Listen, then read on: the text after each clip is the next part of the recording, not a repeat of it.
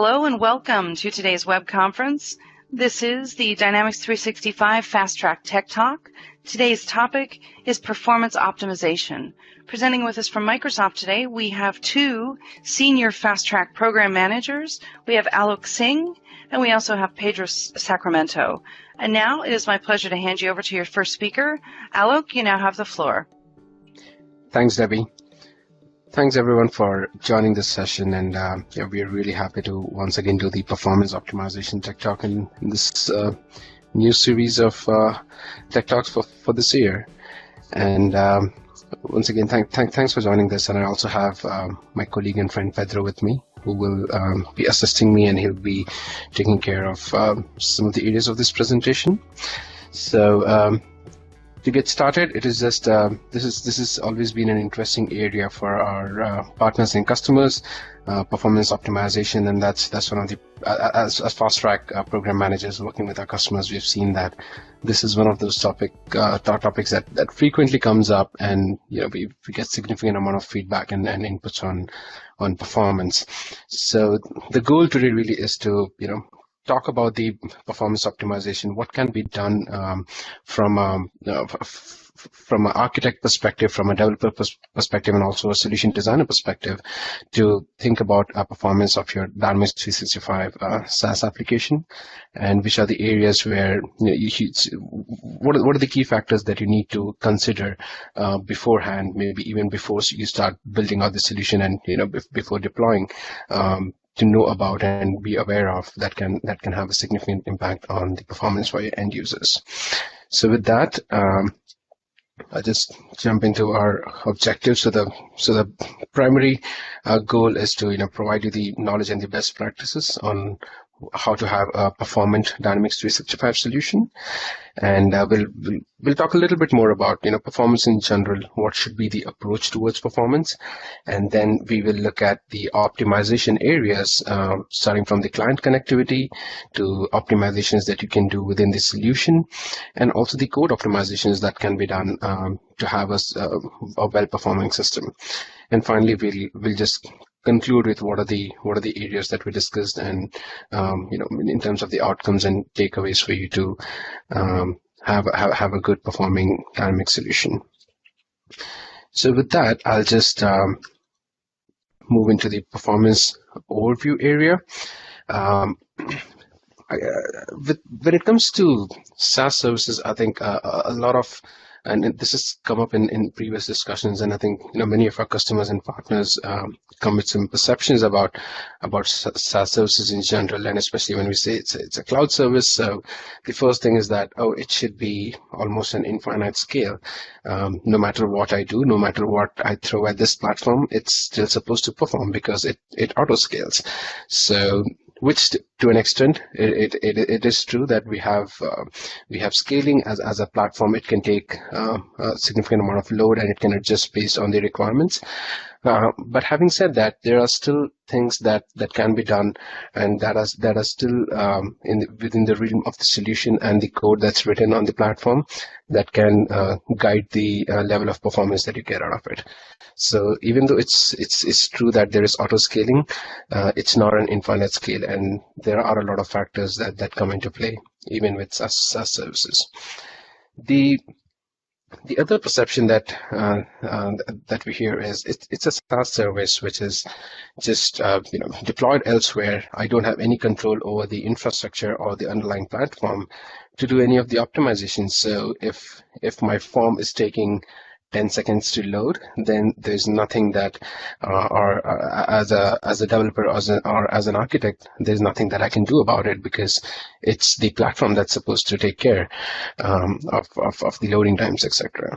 So yes, while it's true that the platform is deployed and managed elsewhere, and managed by Microsoft, there are still a lot of things that can be done to optimize it, and to make sure that your end users are getting an optimal experience with the application. So those just wanted to address some of the common things that I hear, and the perceptions that a lot of people come with when it comes to cloud SaaS services. So when we talk about improving performance or having a performant implementation of Dynamics 365, some of the key factors, like any other application, would be how the design is. Is the design taking care of performance? And irrespective of whether it's a SaaS application or it's an application that you are deploying and installing within your own data center, there are aspects of design that can come into play, which are extremely critical for getting good performance. There's also the code efficiency. So just because it's a SaaS service that can scale, it doesn't mean that a bad code is still going to perform well in cloud. So the issues with code still need to be addressed, and your code needs to be written in an efficient way for it to perform well. And finally, we should also look at reliability of network, and usually this is one of those new areas where if a customer has always had their local private cloud or a data center internally where the applications are deployed, typically network doesn't come as a major challenge because the latency would be really low, and that's not a factor that's taken into consideration. But with cloud services, some of that changes, and we'll talk about how that's a new aspect that your IT needs to worry about before you're deploying your SaaS solution. And finally, we'll also talk about what is the approach that we should be taking with performance optimization, where there are bottlenecks at various stages, but the approach that we recommend is take a top-down approach to performance optimization, where we start with the user experience and then work towards the solution and the platform to make sure that everything works well at different stages of your solution. So with that, I'll just quickly go into the performance overview area. So like I mentioned, we should always start with the client. So look at the experience that's closest to your end user, right? Whether it might be the machine or the thin client where the user is working with. Is that being optimized, and does that meet all the requirements? And then the next thing that's sitting between the end user and your application or the service is the network. So the latency and the bandwidth there, these are very, very critical to ensure that the user is getting a responsive system that's performing optimally for their requirements. And we'll talk a little bit about how there are some basic tools like Fiddler and basic browser debugging that can help you identify some of these issues if there are. And also we'll talk about the performance center, where you can analyze the latency numbers, etc., for your end users to make sure that things are taken care from a client perspective and client and network perspective. The second step of optimization would focus on the platform. So if a user is, let's say, trying to create a case, is the operation from let's say the web interface or from the mobile app taking the same amount of time when you're trying to do it through the SDK or through an API call? How much time is actually taken by the platform to perform that specific operation? So analyzing things from both the perspectives, from an end user UI perspective and from a platform perspective, how much time it's taking can give you some good idea in terms of where the issue is. And the important factor is to also look at the location where your users are. If you have users located in different offices or located across different regions in the world, whereas your instance is in a different region, then this can have a major impact on performance because the latency will vary for each of these users based on where they are. And it's not just the data center location, but also many a times the local office network that can have an impact, the proxy settings, etc. So we'll discuss some of those, though we'll not go into deeper network optimization as a part of this tech talk. The other factor is to evaluate the plugins and the workflows. So a lot of automations and the extensions that we do on our platform can also impact the performance. If you have a synchronous plugin that's taking let's say 30 seconds, then that's going to cause an issue, because the user interface at the save operation would be frozen for that time, and at the end what you're rendering is a non-responsive UI to your end users, which is not good from a performance standpoint. And also the perception is that this is a slow system which doesn't respond.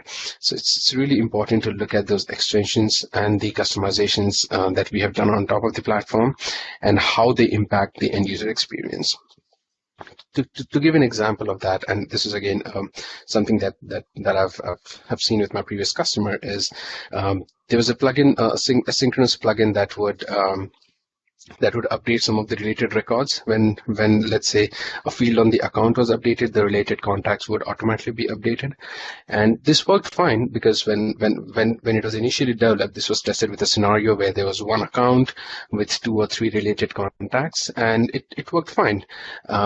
But once this solution or this plugin was deployed to production, they were running into scenarios where some accounts had, let's say, 500 contacts or 1,000 contacts, and that's where we started seeing failures, or this thing that was working fine with 2 or 3 related contacts suddenly started to fail. So it's really important to look at some of the automations that we build on the platform and see how well they'll scale for our scenarios, and also have an idea of the scale and the number of records that it's going to operate on. So that's a very important step from a platform standpoint. And then we look at the database. So the underlying database, I think some of the key bottlenecks that we have seen is related to security models. So if you're creating security roles for, let's say, if you have 200 security roles within your system, and a very, very complex security requirement where you're assigning 20 different types of security roles to each of these users, then the computation that happens in the backend whenever a user is accessing a record or even trying to read a record is really complex, where it has to be a union of all of these security roles, and the decision time required to analyze whether the user has access to this record or not is really high. So that's something that we should take into consideration. And a simple way to analyze this would be, is the system behaving the same way when an admin user or a user with org level permission is accessing or performing their operation? And is it different if there's a specific business user with a specific set of security roles performing the same operation? So that's again one of the areas where we can optimize and see how we can consolidate the security roles and relook at them to maybe optimize the overall security design a little bit. And again, from a database perspective, maybe after the data migration, once you have imported, let's say, 1 million records, or even after, as your system begins to grow over a period of time, there might be some indexing requirements, because the queries would take longer. Obviously, if you have one TB of database size or even smaller. So it's really important to analyze some of these queries and help with the indexing. And a lot of this can be done, working with your fast track program managers and also with Microsoft support. But there are also tools that we're exposing, like the data performance monitor, where it can be done by the end user. So okay, I think there's a question there. Let's take a quick look. Is Access Teams the same as Teams? Are there different types of teams? Yes, there are different types of teams, and that can also have an impact on performance based on the caching that happens in the backend. So if you're using Access Teams, they're basically lightweight teams that have lesser impact on performance, because every time that you're using a owner team or the standard team structure that we have, there is a lot of caching that happens, but every time you make any changes to your team, the cache is invalidated. So based on the type of team that you're using, that can also have an impact on performance.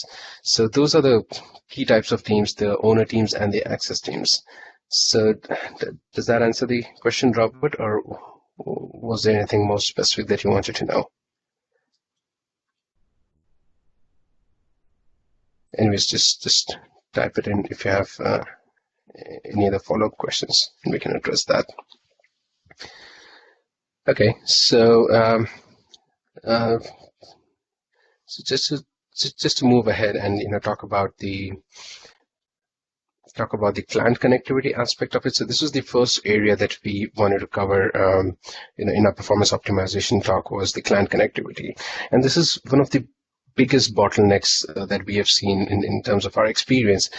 This is the first issue, or the first thing to look at would be this: whenever you hear from your users that they are complaining of performance, or the responsiveness is poor of their application.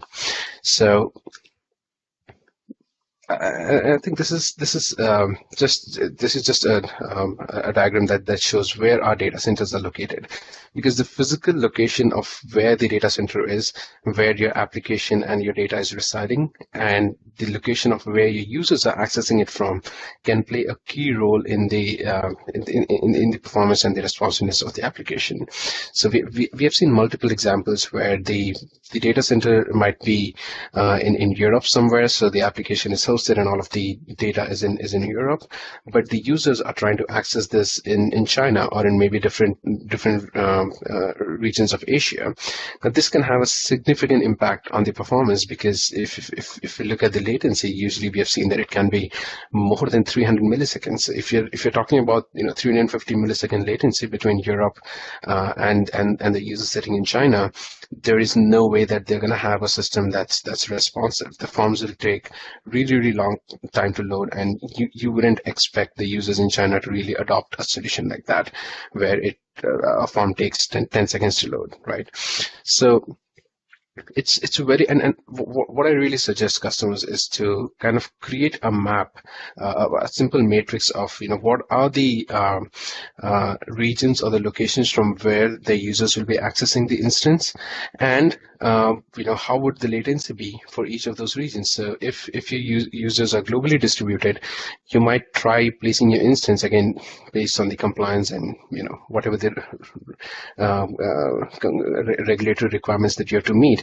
You might choose to deploy your instance maybe in a region within the United States or somewhere in Europe that can maybe give a more balanced approach for your users in different geographies.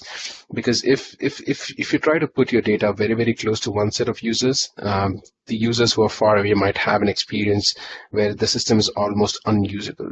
So trying to find an optimal location of where you should host your instance can have a significant impact and can make or break your application, because the end users will not be comfortable if it is placed in a region that's extremely high in terms of latency. So that's one pre-exercise that we highly recommend. Look at all the possible data center locations and your user locations and try to map them out as to which is the most optimal in terms of latency. And many a times, it's difficult to come up with a solution where one instance may not be ideal for geographically distributed users. So you might even consider the strategy of having more than one instances deployed. So maybe different systems and try to replicate the data and report from different instances if there is lesser dependency of these users working on the same data set. But that's again a different conversation that can impact your overall project. So if you have these challenges, and if you're doing a broader geo deployment where you have users across the world, work with your fast track program managers, and they can provide you the right kind of recommendations or the choices that you might have to provide an optimal experience to all of those users. That's one key area when it comes to network performance. So what are the various factors that come into play? Now, obviously, once you have made the choice, and once the data center is chosen and your instance is set up, there are still other areas that can be optimized to improve the performance, right? So because the latency or the delays are added at various levels, so we have seen that within the branch offices and just the corporate network can add maybe 100 milliseconds, which is a significant amount of delay if you consider users who might be sitting in Asia. So there is the 200 millisecond latency just because of their geographical location. But if your corporate corporate network itself is adding another 100 or 150 milliseconds to it, then that's just almost making it unusable for the end users. So optimizing the traffic or reducing the latency within the corporate network and within your branch offices can help. And now there are other services which are, you can work with your IT or your networking teams, and also, utilize some of the premier services related to network optimization. But that we have seen that can really help reduce the latency. The other area where we might get some improvement is the routing from your ISP. So you can work closely with your ISP to ensure that they are efficiently routing the data from your offices to the Microsoft data center.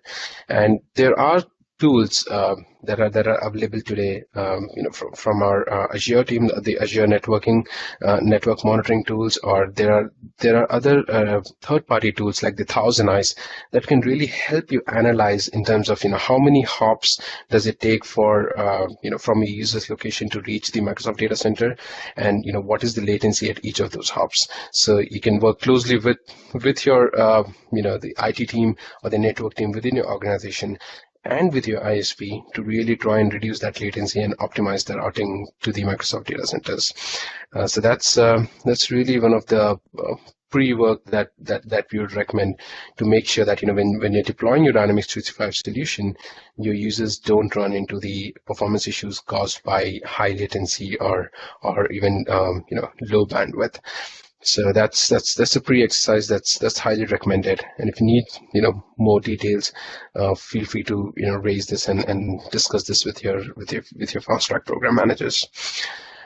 So hope that provides some clarity around looking at the network and client connectivity. If you have any questions, again, feel free to put them in the chat window, and we'll try and address those for you. So in terms of the tooling that we have, and again, this is just as simple as just going to the diagnostics URL there, and you can see some of the basic metrics in terms of it performs a latency test to see how many milliseconds is the latency to reach your data center, and anything under 150 is acceptable. Now, if you can keep it below 100, 50, 60, that's really good. But for an acceptable performance, we recommend that this has to be under 150 milliseconds. Anything above 150 milliseconds, your users are not going to be able to use the application, and the experience is not going to be optimal at all. So that's one thing where you can easily test it out. And the initial exercise that I mentioned around analyzing the latency from different regions for your user locations, you can simply use this diagnostic page to analyze for your users in different locations how is the latency going to look like, even before you deploy or go and set up your instance in one of those data centers. And again, the bandwidth is that it has to be at least 400 kbps for each user. So understand in terms of how many users would be working from that specific location, and what is the kind of bandwidth that you'll need to set up for your users in that office location. So these are the two key factors that you can very easily measure through our diagnostic tool and plan your deployment accordingly. There are some other metrics here which have more to do with the JavaScript processing, etc., which is based on your browser and how your browser processes some of these client-side scripts, etc. So those can also be helpful for you to analyze which browser works best for you, and you can play with different browsers for to choose the one that works best for your end users.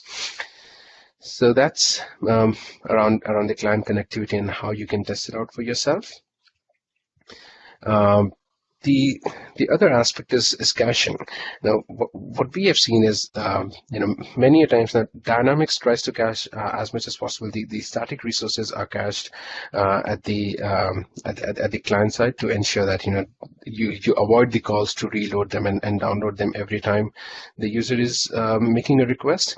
So cold loads in general, when the user is making the first requests, is usually slower.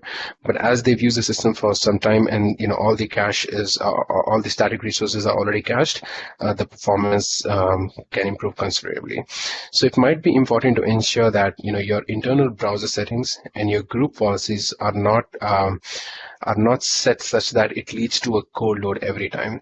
So your caching policy should be set appropriately. Even within the proxy, you should make sure that the proxy doesn't change the headers to avoid or to stop from the browser from caching some of these components. So you can simply use Fiddler to analyze what is being cached and what is being requested every single time, and this might be a good starting point to understand whether any of your browser palette policies or other group policies imposed by your IT are impacting the cache performance or not.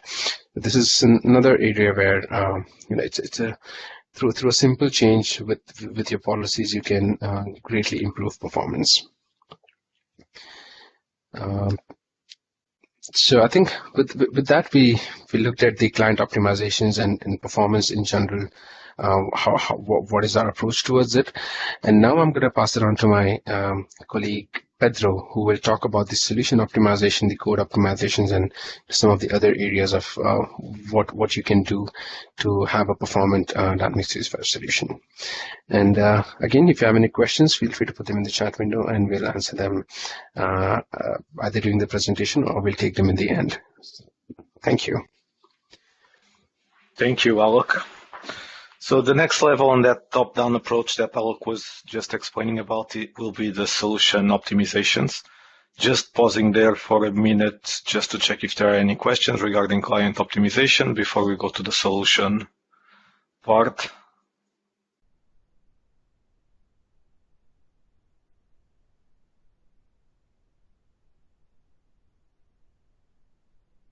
Okay. So if there are no questions about client optimizations, so the next layer, as I was explaining, would be the solution optimization.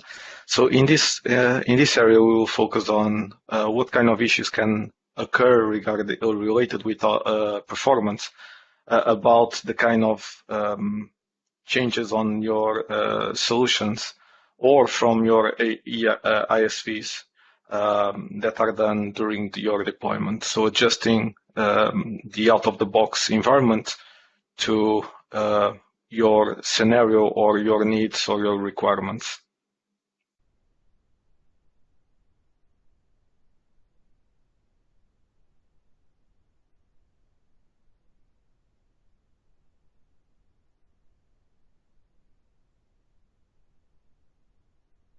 Al, can you confirm if you can see the screen? Yeah, I can see the solution optimization screen. Okay. Still. Yeah. Can you take control and change the next slide? Sure. Yeah. Okay.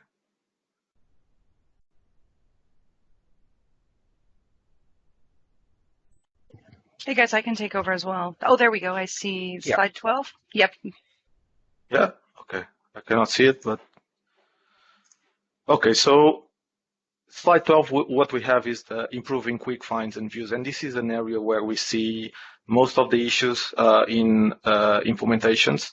And quick finds are normally the first feature that the user will test. So after you go live or after you do an update of a version, normally what the users will do would be to search for the records that they use the most, or their own records, the records that they own. And that would be the first thing that they will do in the user interface. So it's very important for this feature to have a good performance and to be performing well. So in this area, what we provide as best practices is to reduce the number of view columns and find columns. Most of the times, and especially for new customers, what is done is because there isn't any customer data from the start, or there is only a few amount of records. The quick finds will perform well, and this normally what will cause is that when customizing the quick finds, the users will, or the customizers will add a lot of view columns and find columns.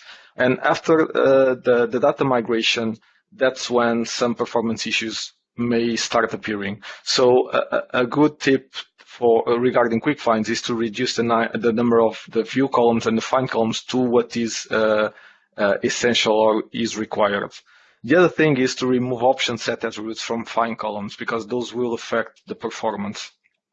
Also, to avoid multiple lines of text.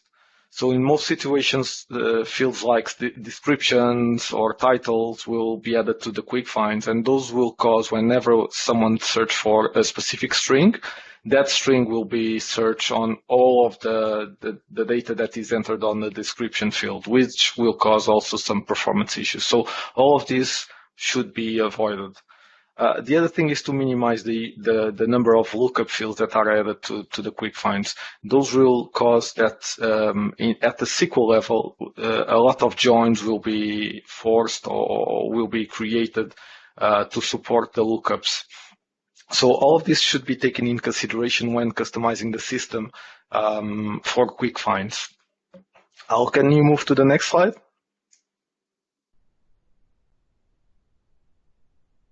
Just confirm when it's done. Yeah.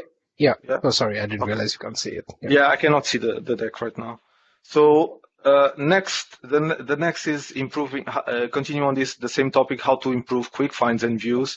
The other thing is to avoid wildcards. Wildcards usage will severely affect performance. So we have here an example, and this is something that we've seen from our customers, the customers that we are working with.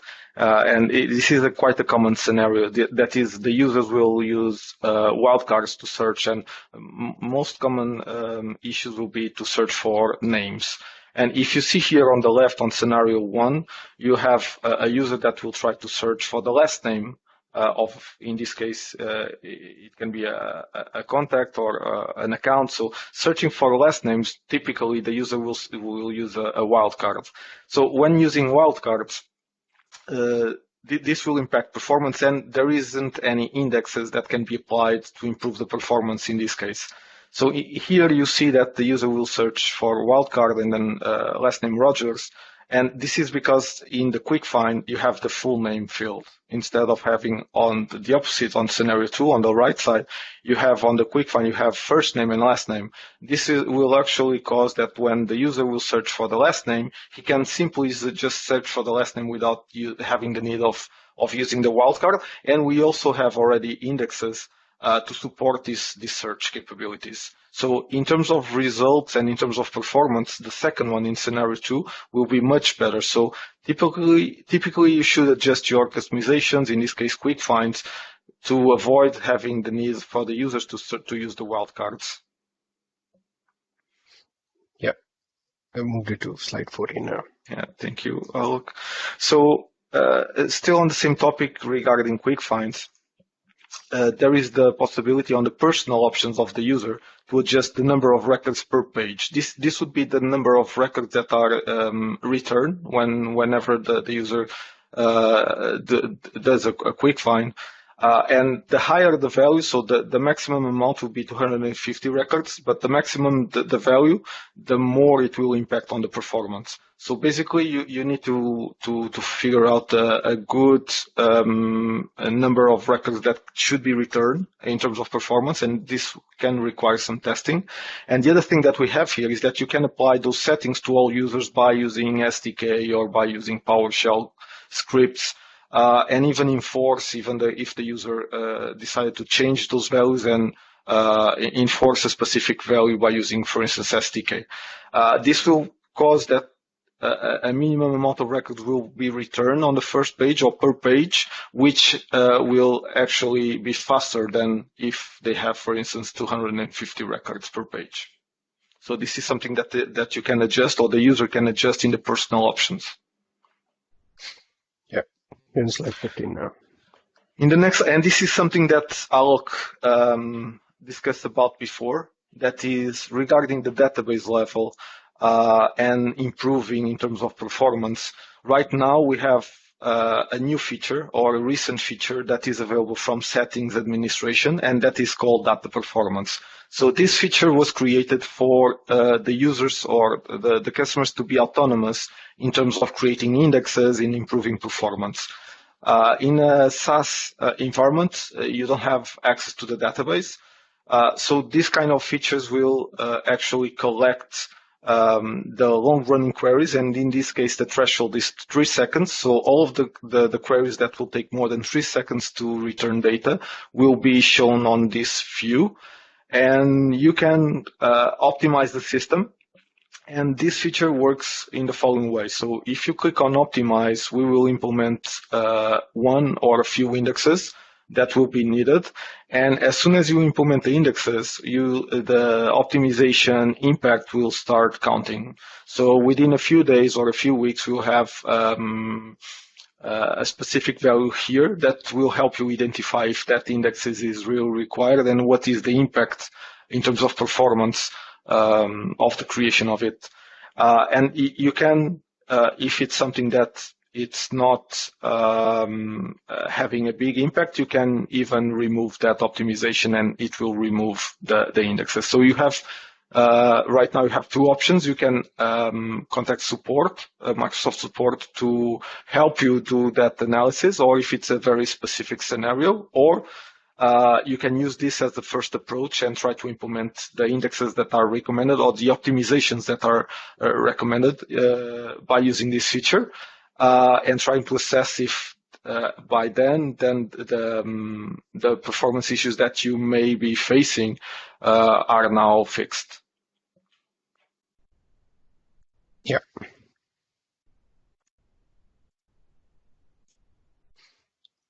Yeah, thank you all. So the next topic is around still for quick finds and for views is the ability to enable relevant search. So relevant search is the global search experiences that is powered by Azure search capabilities. That is a feature from Microsoft Azure. The requirement is that a system administration or a user with a system administration role needs to consent this first because of the Microsoft Azure privacy settings. And as soon as this feature is enabled, and we will see that in the following slides as well, but as soon as you enable relevant search, then you will be able to do global searches based on this Azure search feature, which should have better performance. The results should be returned faster, but it will also provide the ability for the user, once this is enabled, the user can switch back to the categorized search by just changing that option that is appearing there on the screen.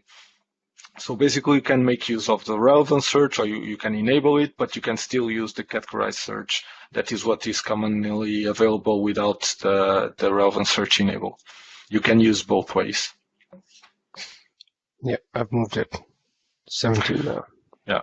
Changing the topic to optimize form loading. So this is the other area where we see some performance issues related with solution optimization or with customizations.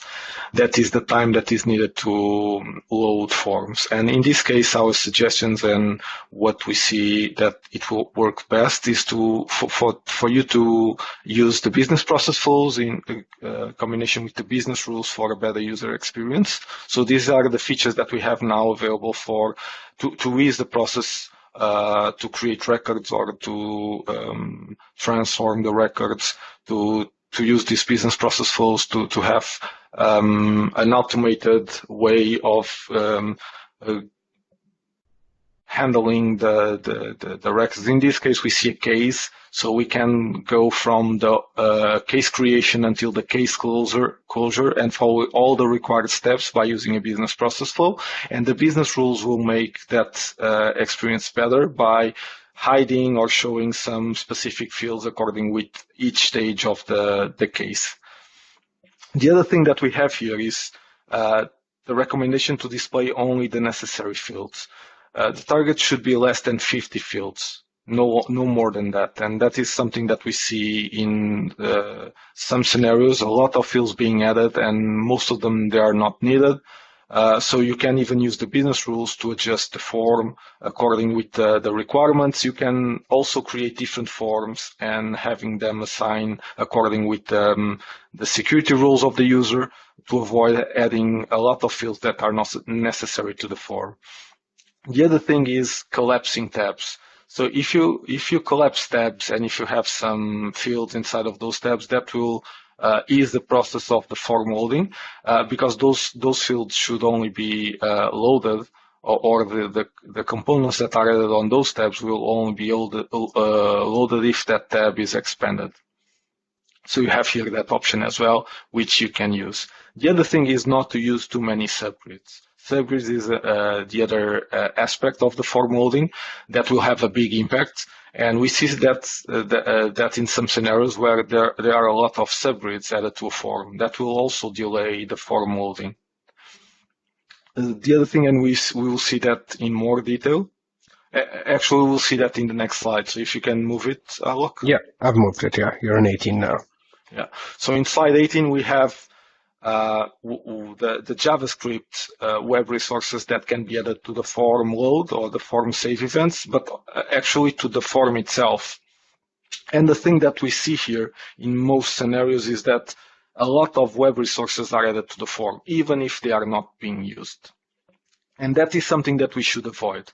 So something for you to review on your forms is if all of the web resources related with JavaScript that are added to the form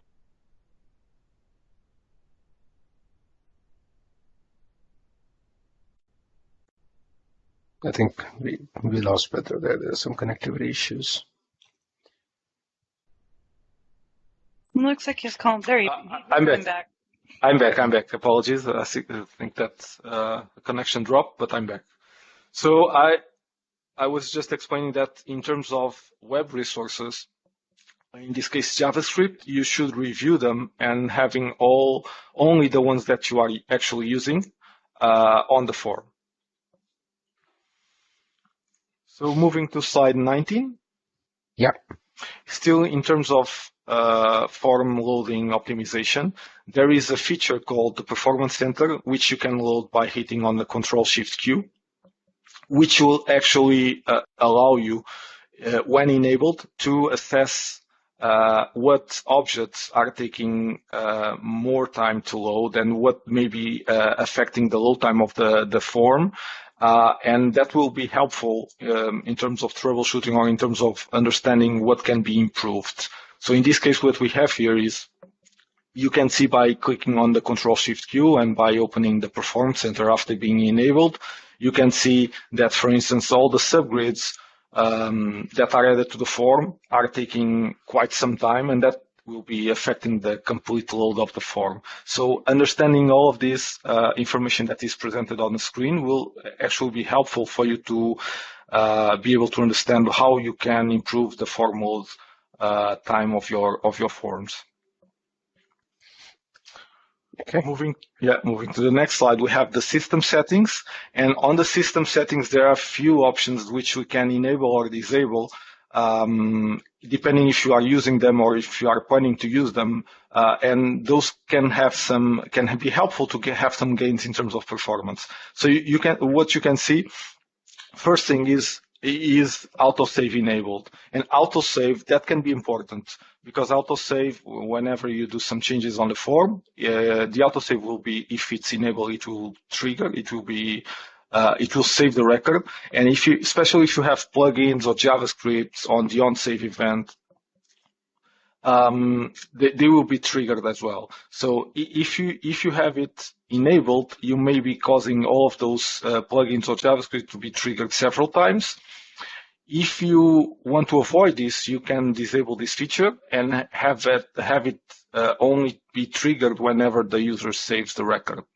So you might want to analyze all of these settings and try to decide which ones are better in your scenario or in terms of your requirements. The other thing is, if you are not using, or if you don't want to use presence, or if you don't want to have an integration with Skype for Business. So in this case, you can, if you are not using this and if you are not planning to use this, you can disable this feature as well.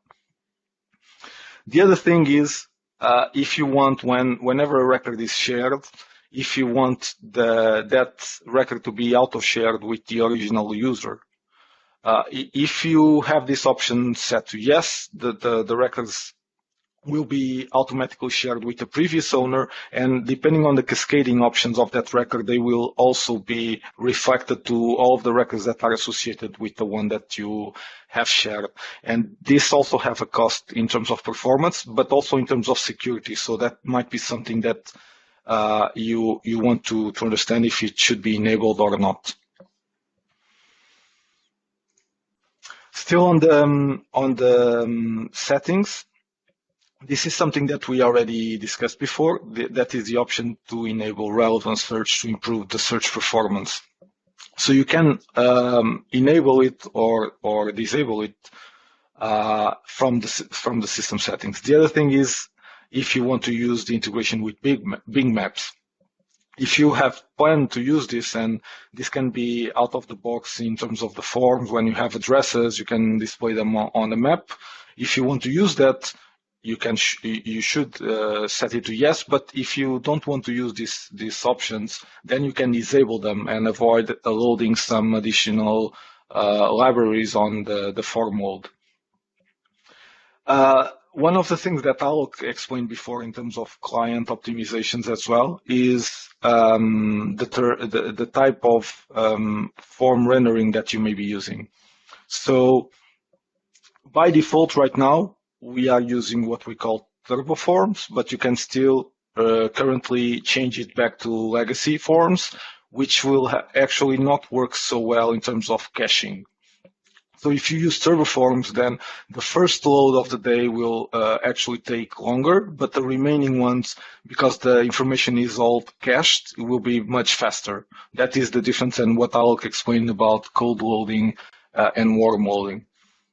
So you can change that options here, and if you still have legacy enabled, then you should absolutely consider changing to this setting to no. Yeah. Finally, we have here the information about interactive dashboards and cards, which if you are not planning to use, or if you don't want to have this information expanded, then you can turn that feature off and set it to no. We have some new features for version 9.0 about, and this is basically something that you can adjust. That is the session timeout for the user that used to be enforced, and now it can be configured, and the inactivity timeout as well. So you can set it up according with your requirements and security requirements as well. The other thing, and this is for version 9.0, so if you currently are on version 8.2, you don't have this ability yet, but it will be a new feature on 9.0, that is the ability to enable what we call content delivery network options. By using this, you'll be able to improve the download performance for static content. So that is something that you should consider if you are planning to move to 9.0, or if you already have like a sandbox instance in 9.0, you can enable this feature for better performance in terms of loading times for static content. Yeah. Just pausing it for a bit, check if there are any questions about this part, solution optimizations. I don't see any. Okay, if not, then we can move to code optimization. This is the last part in terms of that top-down approach that Alok was explaining.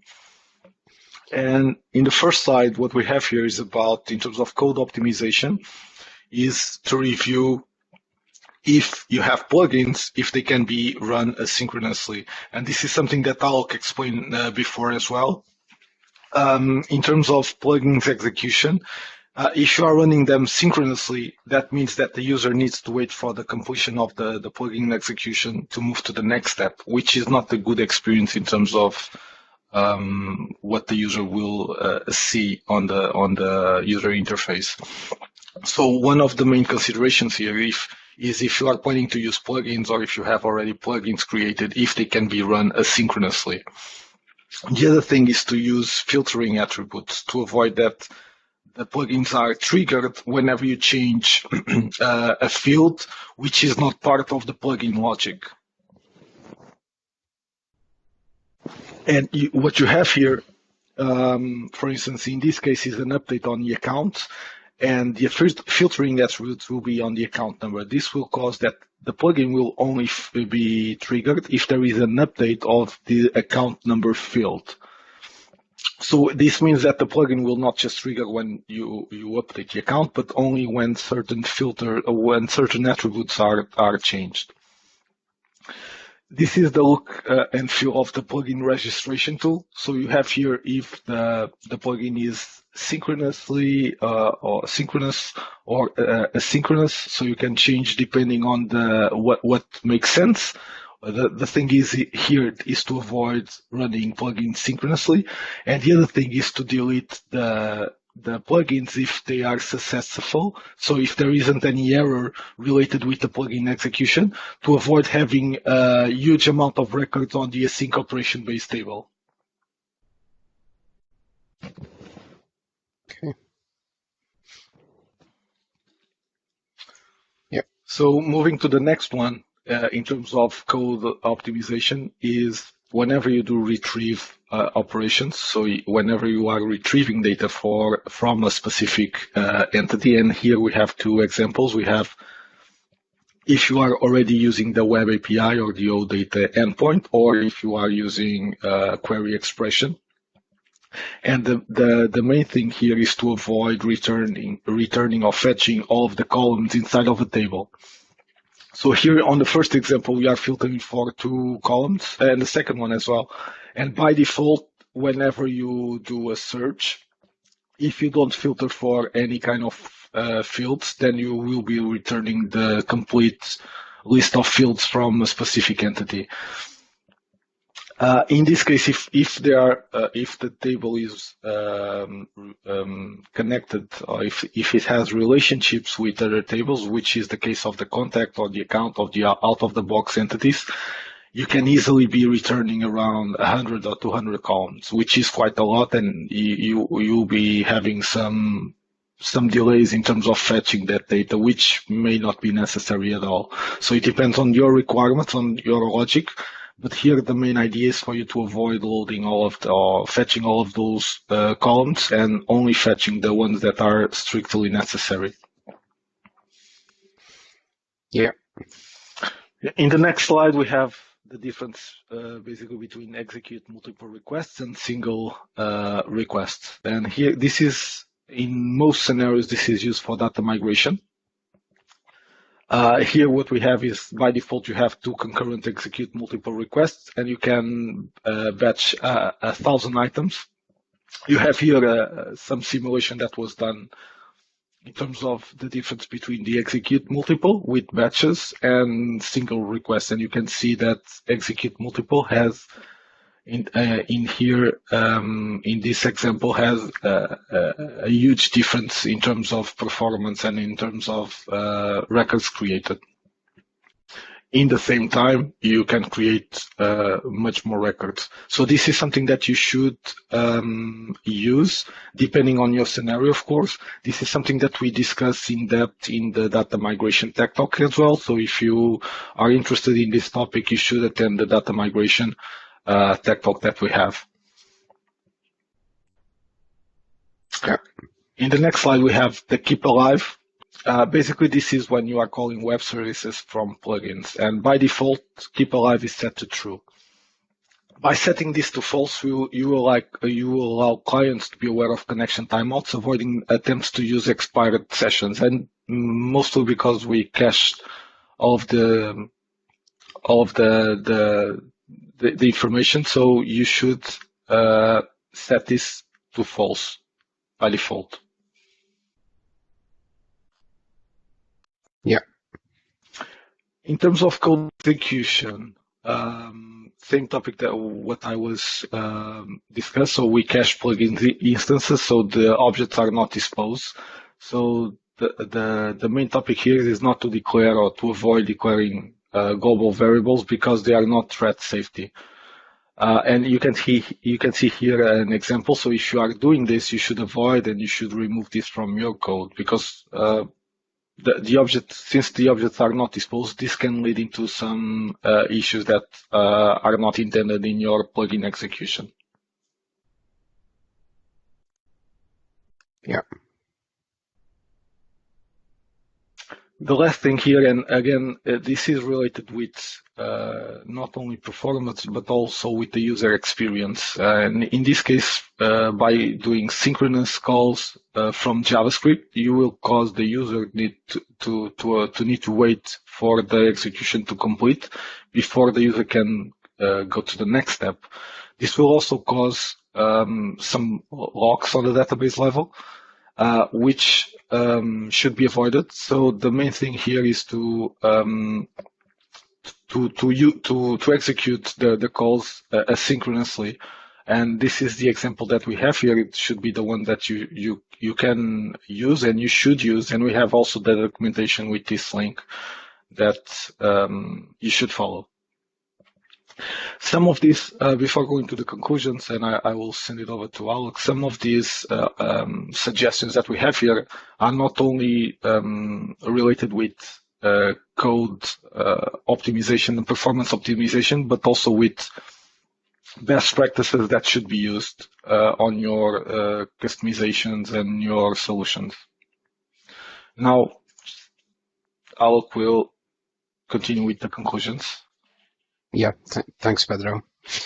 So I hope you found the content and the topics that we covered useful. So this is typically a level 200 discussion where we try to broadly provide recommendations around the things that you should be aware of when you're designing, so that performance is always a factor that's taken into consideration beforehand, and not something that you think after going live. So there is this performance-weighted awareness that can help you even before go live in your design phase and when you're developing to make sure that you have a solution that will be performing well.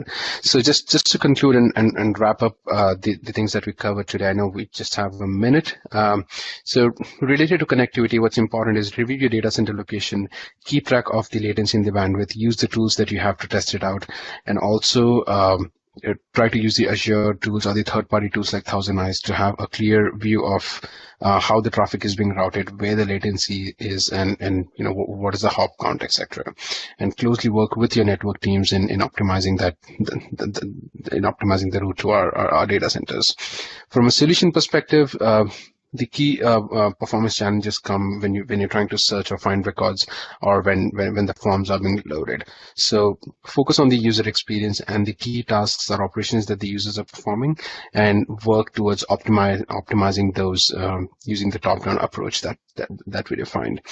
And then finally, from a development perspective, focus on the number of columns is I think a very, very common recommendation. But even some of the code reviews that I was just involved in a couple of weeks ago, we saw that there was a lot of code where we were retrieving all the columns. So it's really important that these little things are taken care of, and that can have a major impact on the performance for your end users. And stay away from synchronous JavaScript calls, because you don't want the user interface to be frozen for your end users after they save the record or the performance specific operation. So I think with these guidance in mind, we can avoid most of the performance challenges. But if you have anything specific, within your solution and a specific area where you're trying to optimize, feel free to work with your fast track program managers, and they can provide you a very tailored guidance to optimize that specific component of a solution and help you improve the experience there. With that, we hope that you found this content useful, and you're going back with some tips and tricks and some learnings to help improve your overall Dynamics solution and deliver a great experience for your end users. With that, I'm happy to stay on for a few more minutes and answer any questions that you might have. Yeah, that's it. And then thanks for attending.